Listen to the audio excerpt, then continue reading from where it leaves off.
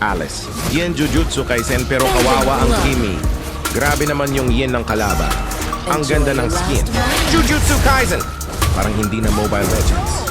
Parang may anime crossover na biglang naganap. Pero kahit gaano kaganda ang skin, tingnan natin kung gaano katibay. At ito na si Kimi. Kawawa naman.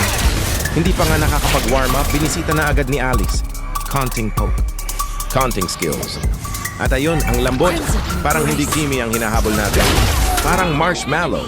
Pero hindi lang si Kimi ang problema. May gusion pa. Kapag nakita ka nito, biglang may kutsilyo kung saan-saan. Pero okay lang. Hindi tayo matatakot. Basta tama ang timing ng skills. Kaya natin gumanti.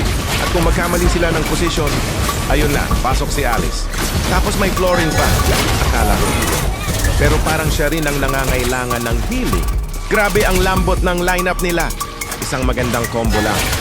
Biglang nagsisitalunan ng HP. Kimi, low. Goose, low. Lauren, low. Baka kailangan nyo ng bagong armor. At eto na. Nagkumpulan sila. Sakto.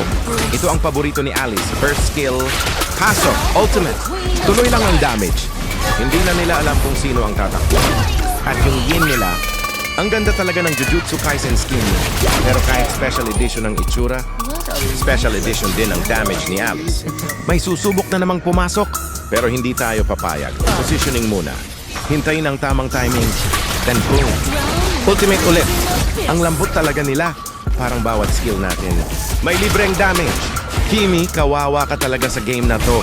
Lucian, balik muna sa training. Florin, heal mo muna sarili mo. At Yin, maganda ang Jujutsu Kaisen skin mo. Pero sa game na to, Alice ang bida, follow back para sa marami pang game.